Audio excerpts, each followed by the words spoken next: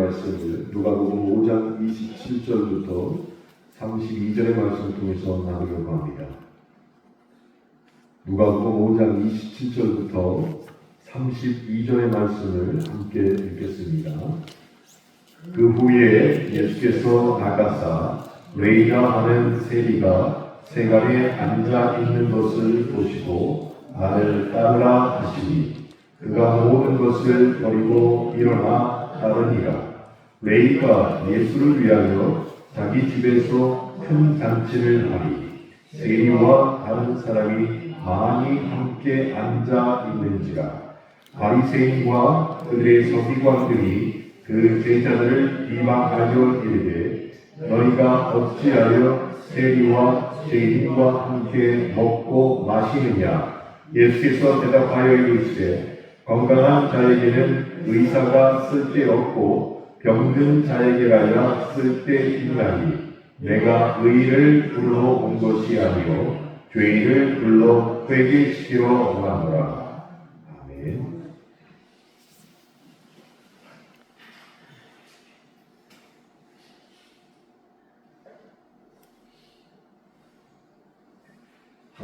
어제 천안리교회에 다녀왔습니다. 다녀왔고 박혜환 목사님께서 제대하신 작두공차를 많이 남아서 좀 사갖고 왔습니다. 교회에서 이제 앞으로 작두공차를 끓여서 대접할 테니까 드시고 맛있으면 구입해 주시면 되겠습니다. 자, 예수님께서 길을 가시다가 레이라는 세리를 보셨습니다.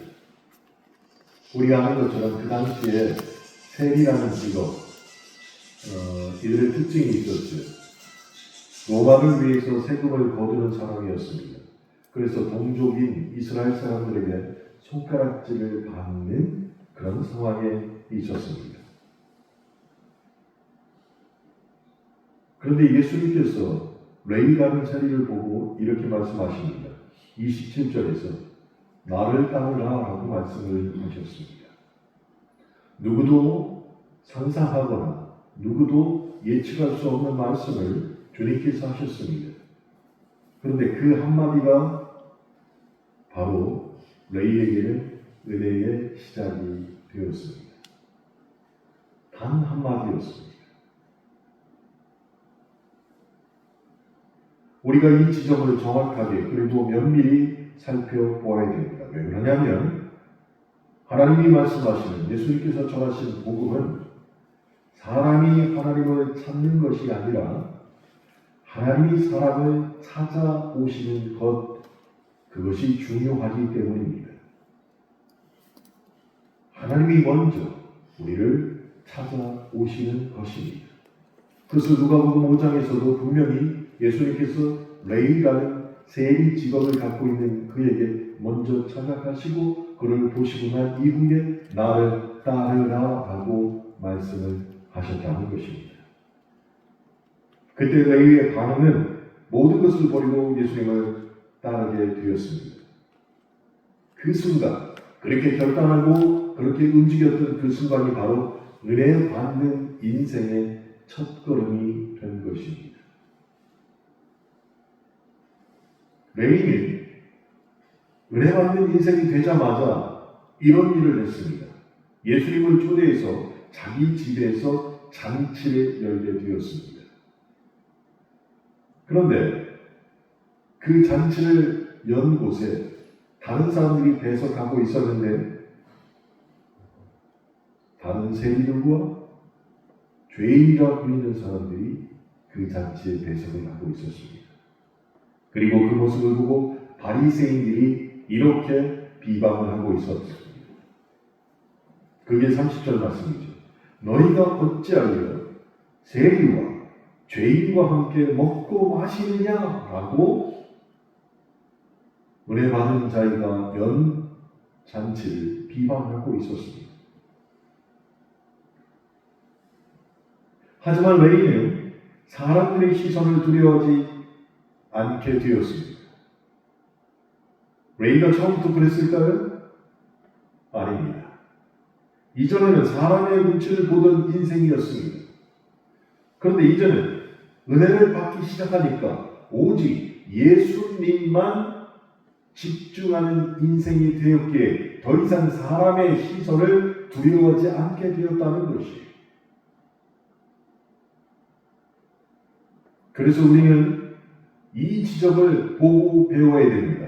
은혜를 받은 사람은 눈치 보며 사는 사람이 아니라 은혜를 받은 사람은 가슴 뛰는 일을 하는 사람으로 바뀌게 된다는 것을 레위의 모습을 통해서 우리가 배워야 한다는 것이에요.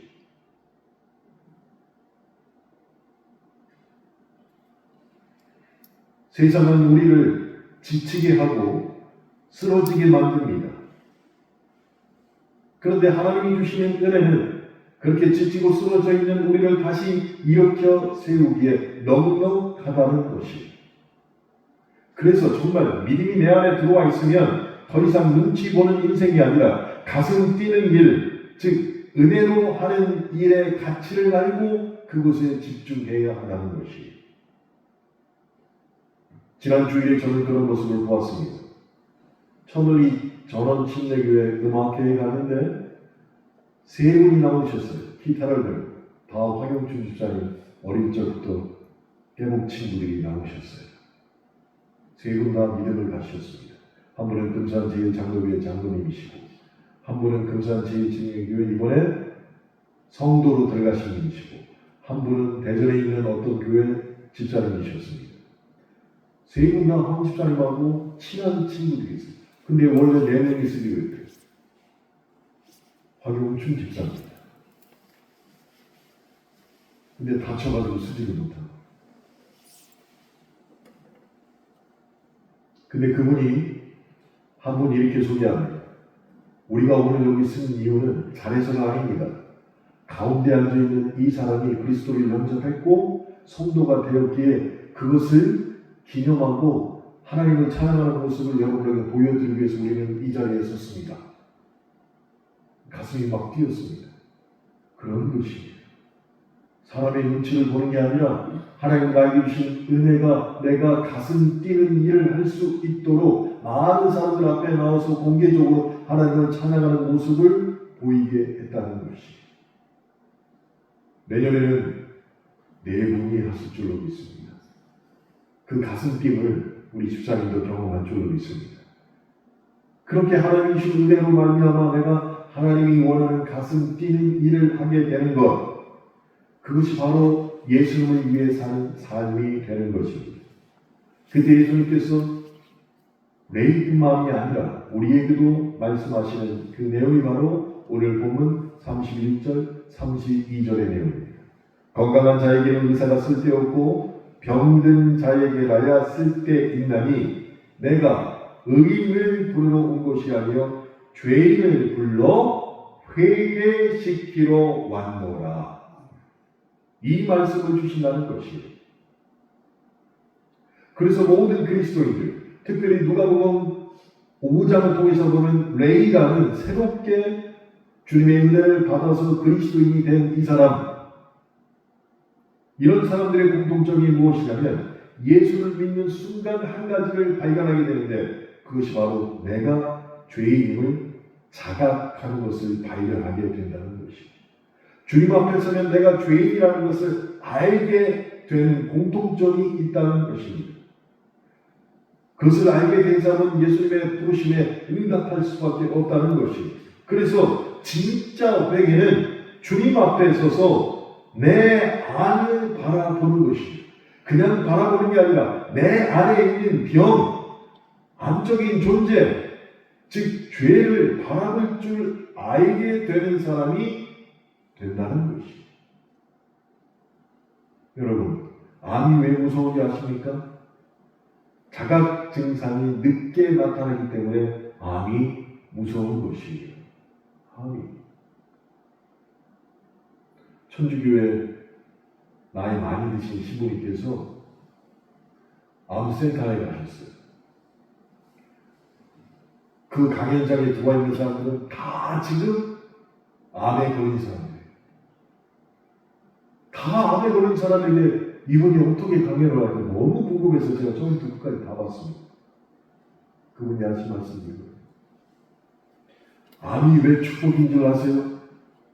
아니 지금 다 암에 끌려 있는데 암이 축복이라는 거예요. 그 사람들이 어리둥절한 거예요. 아니 저분이 지금 제정신인가 하고 어리둥절하는 거예요. 암이 축복인 이유는 죽음을 준비할 시간을 준다는 거예요. 교통사고 나서 죽는 사람은 죽음을 준비할 기회가 없다는 거예요. 심장마비로 죽는 사람도 죽음을 준비할 기회가 없다는 거예요. 근데 사람은 누구나 다 죽는다는 거예요. 근데 암에 걸린 사람은 자기 죽음을 준비할 기회가 있다는 거예요. 계속 설명하신 다음에 나중에는 거기에 모인 사람들이 모이고, 자, 당신은 심장마비로 죽고 싶어요? 암에 걸려서 죽고 싶어요? 암이요! 모든 상황에 다 암이라고 하는 거예요. 내가 왜 암에 걸렸을까? 그렇게 고통당하면서 하나님은 없다라고 고백했던 사람들이 그 강의가 끝난 다음에 암에 걸린 것이 차라리 낫구나 라는 생각을 가지고 돌아가게 되는 모습을 1시간 반짜리 영상을 처음부터 끝까지 다 보면서 제가 같이 느끼게 되었습니다. 그런데 암이 제일 안 좋은 게 무엇이냐? 죄와 비교해 볼 때 공통점이 하나 있는 게 바로 자각 증상이 늦게 나타나는 것이고, 마찬가지로 죄도 자각하지 못하면 죽음에 이른다는 것이. 그러나 우리가 인생을 살면서 하나님을 만나게 되면 하나님께서는 우리의 거울이 되십니다. 그래서 우리 안에 죄와 교만을 비춰주시기에 우리 안을 우리가 들여다볼 수 있다는 것이. 그렇게 하나님을 만난 이후에 자기 안을 들여다본 우리의 믿음의 선배들이 있습니다. 이사야는 하나님을 직접 보았습니다. 그리고 뭐라고 말했습니까? 하나님이다! 라고 했습니까? 아닙니다. 화로다. 나요. 망하게 되었도다. 베드로는 뭐라고 했습니까?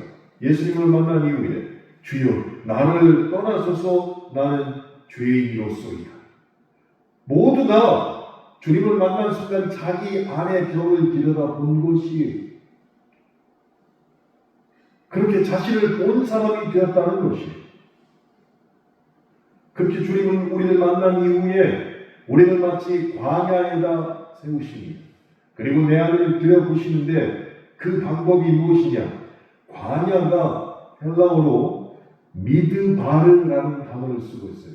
근데 이 미드바르 중에서 미자를 빼면 다바르 이런 말씀이 되거든요. 다바르는 무슨 뜻이냐? 하나님의 말씀이라는 뜻이에요. 그러니까 광야에서 뭘 봐야 돼요? 아무것도 없는 빈 곳을 바라보는 게 아니라 광야에 나가서 하나님의 말씀을 들어야 된다는 것이. 그때 우리가 변화받는 것이. 그게 내 안을 보는 것이. 그게 은혜를 받는 방법이고 내 안에 죄를 발견하는 것입니다. 그래서 고난과 침묵의 광야는 결국 우리 하나님을 만난 이후, 예수님을 영접한 이후에는 하나님의 음성을 듣는 자리가 될 수 있다는 것입니다. 그 음성이 레이에게는 어떻게 들렸습니까? 나는 의인을 부르러 온 것이 아니요 죄인을 불러 회개시키려 한다라는 음성으로 레이에게는 들렸던 것입니다. 그래서 회개는 사실은 심판의 단어가 아니라 바로 주님의 사랑의 초대의 의미를 담고 있다는 것입니다. 그러니 그 은혜를 받으려면 우리가 주님 앞에 나가야 한다는 것입니다. 정말로 하나님은 우리를 정죄하기 위해서 이 땅에 오신 게 아니라 우리를 초대하셔서 내 안에 병을 정확하게 진단하시고 은혜를 베푸셔서 우리를 다시 살려내시기 위해서 이 땅에 오셨는데, 그것을 확 앞쪽에서 주님의 회개라는 것이. 그러므로 우리는 그 부르심 앞에 반드시 응답해야 합니다. 그렇게 응답할 때 우리의 교회도, 우리의 가정도, 나 개인도 마음이 새로워질 수 있는 것입니다. 그렇다면 저와 여러분도 오늘 본문에 나오는 레이처럼 주님의 부르심에 응답해야 됩니다. 그렇게 주님 앞에 집중하고 자신의 죄를 깨닫고 회개하여 주님이 말씀하시는 새 사람이 반드시 되어야 한다는 것입니다. 우리만 그래야 될까요? 우리 교회 공동체 안에 있는 모든 가정이 주님 앞으로 돌아와 은혜와 기쁨으로 충만한 가정이 되어야 합니다. 그러기 위해서는 가족 모두가 주님을 영접해야 되는데 영접하는 조건이 무엇이냐? 회개해야 한다는 것이죠. 주님께서 이 땅에 오신 목적이 의인을 불러오신 것이 아니되 죄인을 불러서 회개시키려 하시는 것이 목적이기 때문에 그렇습니다. 그러므로 우리가 정말로 그 사실을 깨닫고 회개한 이후에 정말로 진짜로 간절하게 무엇을 할 수 있느냐? 그때부터 기도를 할 수 있게 된다는 것이죠. 회개한 이후에 기도를 주님이 들으십니다. 여러분, 정말로 기도하고 계시죠? 기도는 정말로 참 중요한 것입니다. 그래서 먼저 우리는 이 기도의 원리를 깨닫고 알아야 할 필요가 있습니다. 기도는 내가 원하는 것을 하나님께 달라고 요청하는 것이 절대로 아닙니다. 근데 많은 부분의 기도가 내가 원하는 게 있으니까 하나님 웬만하시면 허락해 주세요라는 기도가 너무 많다는 것이에요. 그럼 정말 기도의 원리가 무엇이냐? 기도는 하나님의 뜻을 이루기 위해서 하나님 앞에 간구하는 것이 선행되어야 한다는 것이에요. 그런 면에서 보면 우리는 기도를 통하여서 하나님의 은혜를 구할 수 있다는 것입니다. 근데 어떤 사람이 하나님의 은혜를 구할 수 있습니까? 주님 앞에 나와 영접하고 회개한 자. 그 기도를 하나님이 들으십니다. 제가 나이가 많으신 선배 목사님과 차를 타고 가다가 이런 이야기를 나눴습니다. 그 목사님께서 지방에서 올라와서 대전에 있는 신학교, 우리 침례 신학교를 나오셨는데요. 이분께서 1980년도에 신학교를 다니셨습니다. 근데 그 당시에 신학생들이 가장 갖고 싶어하는 선물을 받고 싶어하는 것이 있었는데 그게 톰슨 성경이었어요. 그 톰슨 성경을 누가 안 사주나? 하나님 누군가에게 감동을 주셔서 저에게 톰슨 성경을 선물해 주시면 너무너무 고맙겠습니다. 왜? 본인은 그것을 살 수 있는 형편이 안 됐으니까 말이죠. 그래서 그렇게 기도하셨대요. 그런데 어느 날 고등학교 때인 친구가 갑자기 찾아왔다는 것이에요. 그리고 나서 밥을 사주더래요. 그래서 밥을 맛있게 먹었는데 먹고 난 다음 뭘 쑥 내밀는데 톰슨 성경을 선물해 줬다는 것이에요. 근데 그 친구는 무신론자였대요. 신앙을 갖고 있는 사람이 아니었대요. 그래서 야, 네가 왜 나한테 이 톰슨 성경을 선물해 주냐라고 물었더니 이분이 직장에 들어가서 첫 월급을 받았는데 갑자기 신학교에 들어간 자기가 생각이 나더래요. 그래서 주변 교회 다니는 친구들을 찾아가서 야, 신학생들이 가장 갖고 싶은 게 뭐냐 하고 물어봤다는 거예요. 그랬더니 톰슨 성경이라는 얘기를 들었대요. 그래서 그 성경을 사가지고 와서 밥을 사주고 그것을 선물로 줬다는 거죠. 얼마나 기분이 좋겠어요. 그래서 그 당시 우리 신학교에는 기숙사가 있었는데 연탄 불 때는 기숙사가 있었어요. 방장도 있고 군대식처럼 이렇게 하는 기숙사가 있었는데 거기 들어가서 자기 룸메이트한테 그 간증을 했다는 거예요. 내가 하나님 앞에 톰슨 성경을 사달라고 기도했더니 친구가 와가지고 초등학교 타서 나한테 이렇게 톰슨 성경을 사줬다고 얼마나 감사한지 모르겠다고 얘기를 했더니 그 룸메이트가 자기하고 똑같은 기도를 하더래요. 하나님, 저도 톰슨 성경을 누군가에 감동 주셔서 선물 받게 하나님 저도 좀 도와주시옵소서 기도를 했다는 거예요. 근데 이틀 기도하고 나더니 그 룸메이트가 와가지고 무릎을 탁 꿇더니 그분 앞에 내가 하나님 앞에도 회개했고 너한테도 회개한다. 내가 잘못했다. 그렇게 얘기를 하시더래요. 그래서 이게 뭔 소리냐 그랬더니 내가 기도하는데 하나님이 나에게 음성으로 마음속에 감동을 주시더래요. 기도의 응답으로. 하나님 뭐라고 하셨는데 너는 네 돈으로 살아. 이렇게 감동을 주시더래요. 너는 네 돈으로 살아. 그래서 왜 하나님 나는 내 돈으로 살고 쟤는 선물로 주시니까 너는 톰슨 성경을 살 만한 형편이 되지 않냐. 이렇게 두 번의 음성을 주셨다는 거예요. 그래서 그 얘기를 차 안에서 듣는데 참 재밌게 들었지만 재밌는 게 아니라 감동이었습니다. 여러분, 왜 그러냐? 우리가 스스로 해결할 수 없는 문제에 부딪힐 때 하나님께 도움을 원하는 기도를 합니다. 그런데 그렇게 도움을 원하는 기도를 할 때 만약에 회개하지 않은 상태에서 하나님의 도움을 원하는 기도를 하면 그 기도는 대부분이 자신의 유익을 위한 기도가 될 수밖에 없다는 것이에요. 내가 회개하지 않은 상태에서 하나님의 도움을 바라는 기도를 할 때는 그것은 하나님의 뜻을 이루는 하나님의 방법대로 이루는 그런 기도를 원하는 게 아니라 내 유익을 위하여 하나님을 데려다 쓰는 기도에 빠지기 쉽다는 것이. 그 교훈을 나에게 주시기 위해서 이 목사님이 자기가 겪었던 일을 통해서 저에게 말씀을 해주신 것이었어요.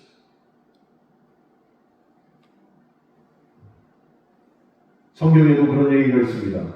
야고보 사도는 야고보서 5장 13절부터 14절을 통해서 우리에게 말씀하시는데 고난당할 때, 병든 자가 있을 때 두 가지를 하라고 합니다. 뭐라고 합니까? 첫 번째, 기도하고 두 번째, 권면하라. 그런데 이 기도는 하나님 앞에 드렸을 때 자기 유익일까요? 고난당하고 자가 있을 때, 병든 자가 있을 때 야고보서에서 어떻게 하라고 얘기했는데 첫 번째, 기도하고 내 유익을 위한 게 아니잖아요. 다른 사람의 유익을 위한 것이고 권면도 그 사람을 위해서 권면하는 거잖아요. 그러면 정말로 우리가 교회에서 매주마다 강구합니다. 어떤 사람의 건강을 회복을 위해서 같이 기도합시다. 그럼 그 야고보서의 말씀은 같잖아요. 기도하고 권면해야 됩니다. 그러려면 뭐가 돼야 돼요? 회개하는 자가 기도해야 한다는 것이. 회개한 자가 하는 기도의 특징이 무엇이라고요? 내 유익을 위해서 기도하는 게 아니라는 것이. 하나님의 뜻대로 기도하는 것을 가능하게 하는 사람이에요. 그러니 정신 똑바로 차려야 된다는 것이에요.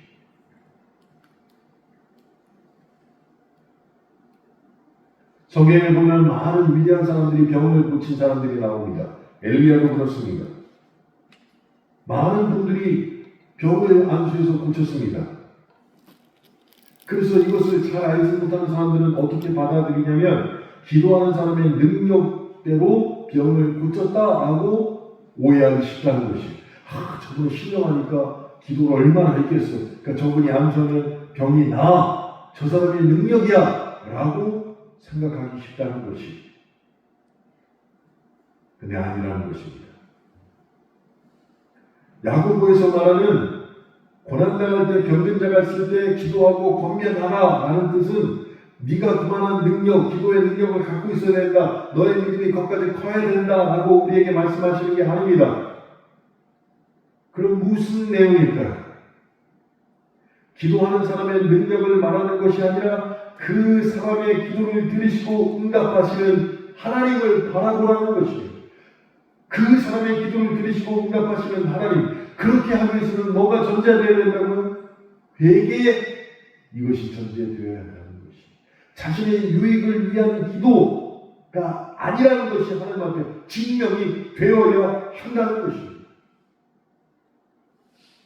그래서 정말로 기도하는 사람은 자신에게 초점을 맞추는 잘못된 기도의 습관을 던져버린 사람이 되어야 한다는 것이에요. 그런데 그렇게 되기 위해서는 회개가 선행이 되어야 한다는 것입니다.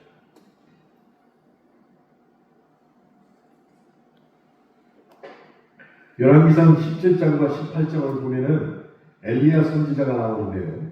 이 엘리야 선지자가 아합과 북이스라엘의 죄악으로 인해서 저주를 내립니다. 근데 그 저주의 내용은 우리가 잘 아는 것처럼 비가 내리지 않는 것이었죠. 하나님께서 그 기도를 들으셨습니다. 그리고 비가 내리지 않게 하셨습니다. 근데 하나님께서 비가 내리지 않게 하시는 게, 야, 이건 나쁜 놈들 고생 좀 해봐라. 올 여름에도 보았지만 강릉에 저수지가 다 말라가지고 식수 제한하는 것처럼 니네 고생 좀 해봐라. 그렇게 해서 비를 안 내리셨을까요? 하나님의 의도는 그게 아니었습니다.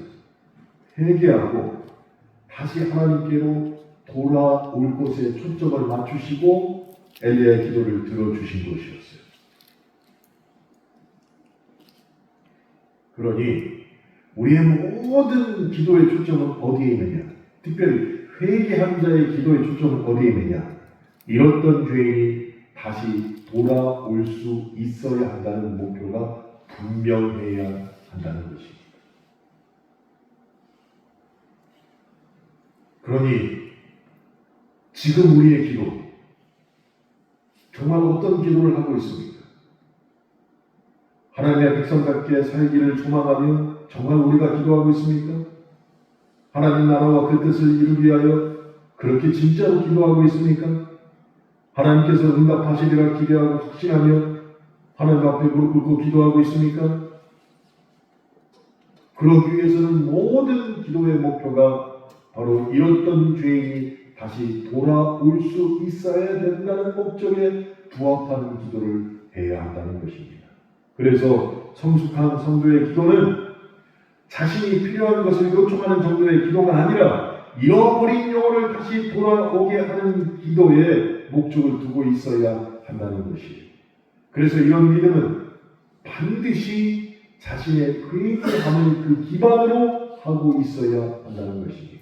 그러니 저와 여러분은 이제 오늘 말씀을 통해서 그 사실을 알게 되었다면 항상 기도에 힘쓰되 하나님의 뜻에, 하나님의 목적에 맞는 기도를 먼저 하는 것이 있어야 될 줄로 믿습니다. 두 번째로 회개함을 통해 우리가 소망하고 바랄 수 있는 것은 바로 하나님의 기적입니다. 그래서 기도와 기적이 연결되어 있어야 한다는 것이에요. 예수님께서 오병이어의 기적을 베푸실 때가 6월절이 가까운 시기였습니다. 6월절에는 이스라엘 남자라면 모두 예루살렘 성전에 올라가서 하나님을 예배해야 했습니다. 그런데 요한복음 6장을 보면 사람들이 성전에 오를 수 없는 사람들이 있었다는 것을 알게 됩니다. 근데 그들이 대부분 가난하고 병든 자였고 부정하게 여겨진 자들이었습니다. 이것을 누가복음 5장에서는 세리와 죄인들이라고 표현하고 있죠. 그렇게 6월절 그 자리에 설 수 없는 자들이 있었다는 것이에요. 근데 오히려 예수님께서는 그런 사람들을 찾아가셨습니다. 성전에 나아갈 자격이 없는 자들에게 주님이 찾아가셔서 진정한 성전이 무엇인가를 보여주셨다는 것이에요. 이게 주님의 목적과 딱 이 땅에 오신 목적과 부합되는 것이었죠. 그래서 예배할 수 있는 자리에 주님이 직접 찾아가셨기에 그곳에서 예배가 임하고 절망의 자리가 회복되고 생명의 떡이 나누어졌다라는 것이 요한복음 6장의 오병이어의 기적의 원리가 되는 것입니다. 그것이 바로 우리가 믿고 있는 복음의 시작이며 하나님 나라가 이 땅에 임하는 방식이 되는 것이에요. 여러분, 그 당시에 예수님 앞에 몰려든 자가 남자가 5,000명이었습니다. 여자와 아이까지 합치면 10,000명이 넘었을 것입니다. 주님께서 그때 제자 빌립에게 물으셨죠. 우리가 어디서 떡을 사서 이 사람들을 먹이겠느냐 하고. 어떤 사람들은 이것을 예수님께서 빌립을 시험하셨다라고 말합니다. 근데 저는 그렇게 보지 않습니다. 예수님께서 빌립에게 깨달음을 주시기 위한 질문이었다라고 저는 생각합니다. 그랬더니 빌립이 곧 계산합니다. 200데나리온도 부족합니다. 라고 대답을 했습니다. 당시 노동자의 하루 품삯이 한 데나리온이었습니다. 그러면 성인 남자만 5천 명이 모인 곳에 그들의 식사를 해결하려면 성인 남자가 200명만 자기 품삯을 내놓으면 5천 명이 식사를 할 수가 있었어요. 그렇게 생각하면 별 큰 돈이 아닙니다.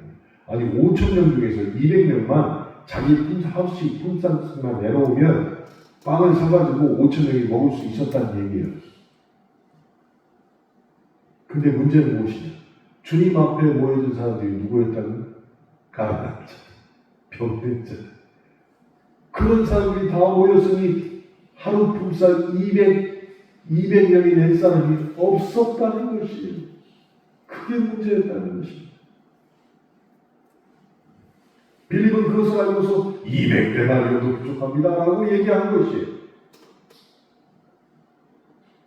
다시 말하면 빌립은 인간의 계산법으로 계산을 딱 맞췄습니다. 근데 예수님은 인간의 계산이 아닌 하나님의 가능성을 통하여서 빌립에게 깨달음을 주시려고 했던 것이에요. 그때 안드레가 얘기하죠. 여기에 한 아이가 보리떡 5개와 물고기 2마리를 가지고 있습니다. 그러나 이 많은 사람에게 얼마나 되겠습니까? 라고 안드레가 얘기합니다. 자, 빌립에게 깨달음을 주시기 위해서 더 나아가서 모든 제자들과 그곳에 모인 사람들에게 깨달음을 주시기 위해서 주님은 200데나리온을 걷어라! 라고 말씀하지 않으셨어요.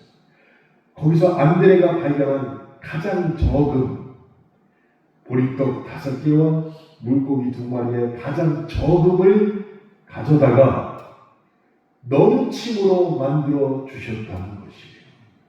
가장 적은 것을 사용해서 차고 넘치게 만드신 주님. 그것이 기적이라고 우리는 부르고 있는데 그것은 주님이 우리에게 깨달음을 주시기 위한 방법이 되었다는 것입니다. 예수님께서 우리를 잔디 위에 앉히시고 떡에 축사하셨습니다.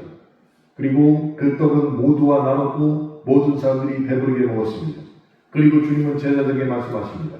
남은 조각을 거두라. 버리는 것이 없게 하라고 말씀하셨습니다. 자, 그랬더니 제자들이 12바구니를 거두었습니다. 왜 주님께서 기적을 베푸셨는데 12바구니가 남게 만드셨을까요? 이 사실을 잘 모르는 사람들은 예수님이 힘 조절에 실패하셨구나. 정확하게 5,000명, 10,000명 먹을 걸 딱 만드시면 되는데 음식물 쓰레기를 만드셨구나. 12바구니야. 그는 힘을 조절하지 못했기 때문이야. 오해할 수도 있습니다. 그렇지만 우리는 이 점을 누가복음 5장 말씀과 연결해서 해석을 해야 한다는 것이에요. 주님은 그 12바구니를 그곳에서 배불리 먹은 사람들을 위해서 남기신 것이 아닙니다. 그 자리에 여전히 오지 못한 사람들, 그래서 아직 복음을 듣지 못한 사람들을 위해서 주님은 12바구니를 남기게 하신 것이에요. 다시 한번 말씀드립니다. 주님은 이 땅에 오신 목적이 무엇이었습니까? 의를 부르러 오신 게 아니죠. 죄인을 불러서 회개시키려 하셨다. 그러니 그들은 이미 복음을 듣지 못한 사람들로 한정이 되잖아요. 복음을 듣지 못한 자들을 위하여서 12바구니를 남겨두신 것입니다.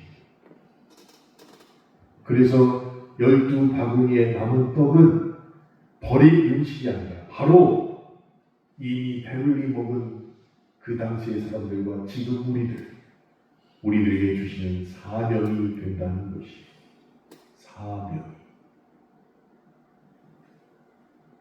기적을 경험한 제자들이 그 떡을 들고 세상으로 나아갑니다.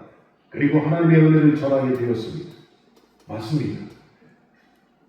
회개한 자들이 기도하였을 때 두 번째 받는 은혜, 두 번째 받는 유익이 무엇이냐? 하나님의 기적을 경험하게 되는 것인데 그 기적은 무엇입니까? 12바구니에 남은 음식을 듣고 복음을 듣지 못한 자들에게 나아가게 되는 것이에요. 하나님은 오늘도 우리를 그렇게 보내십니다. 너는 이미 은혜를 경험했으니, 너는 이미 회개하고 복음을 들었으니, 너는 이미 회개했기에 복음을 들었기에 나에게 기도하니 내가 너를 도울 테니 이제 그 은혜를 복음을 듣지 못한 자들 위해서 가서 나누어라 라고 말씀하시는 것이에요. 그래서 믿는 자들이 모인 교회는 기적을 저장하는 창고가 아니라 기적을 흘려보내는 통로가 되어야 한다는 것이에요. 예수님은 명절에도 성전에 오르지 못한 자들을 찾아오셨고 사람들이 불가능이라고 말한 200데나리온의 문제 속에서 그 적응을 통해 하나님의 풍성함을 드러내셨는데 그 목적 또한 죄인을 찾으셔서 회개시키는 일에 부합하게 만드셨다는 것이죠. 이것이 바로 회개함이 주는 두 가지 은혜 중에 두 번째이고 우리에게 유익이 된다는 것입니다. 그 기적의 마지막에 12바구니를 남기셨다고 말씀드렸습니다. 그래서 그것을 들고 세상으로 나가라고 말씀하신 것이죠. 그래서 한 가지 이미 교회 다니고 이미 복음을 알고 이미 하나님께 기도하며 기적을 체험한 우리가 생각과 생활의 태도를 바꿀 것이 한 가지가 있습니다. 그게 무엇이냐?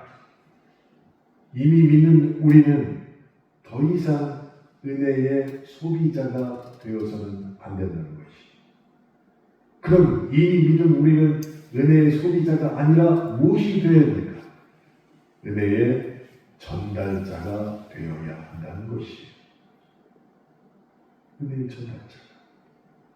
근데 여전히 교회 다니면서도 교회 공동체 안에서 중요한 지식을 갖고 있으면서도 우리의 기도의 대부분은 여전히 은혜의 소비자가 드리는 기도를 하고 있다는 것이죠. 하나님 뭐 필요합니다. 하나님 뭐 필요합니다. 하나님 뭐 필요합니다. 주님이 진짜 원하시는 것은 은혜의 전달자가 되어야 한다. 내가 너를 그렇게 불렀다 라고 말씀하신다는 것입니다. 그래서 우리 바구니 안에 남겨진 감사와 간증, 사랑과 그 위로를 가지고 아직도 하나님을 모르는 이웃에게 은혜의 전달자로 나아가야 한다는 것입니다. 그 12바구니 은혜를 들고 세상 속으로 파송되는 하나님의 사명자가 되어야 하는데 그렇기 위해서는 전자에 말씀드렸던 회개함이 전제가 되어야 된다는 것이. 그리고 하나님 앞에 회개함을 통해서 드리는 하나님의 뜻을 구하는 기도가 나에게 있어야 되는 것이고 그것을 통해서 하나님의 기적을 바라보고 은혜의 전달자로 살아가게 될 수 있다는 것입니다. 다시 한번 말씀드립니다. 반드시 회개함이 근간과 그리고 기본이 되어야 함을 자각한다면 우리는 회개함을 통해서 온전한 기도로 하나님이 베풀어 주시는 기적을 경험하는 그래서 은혜의 소비자가 아니라 은혜의 전달자가 되실 것을 결단하는 귀한 시간이 되시길 주님의 이름으로 축원합니다. 기도하시겠습니다.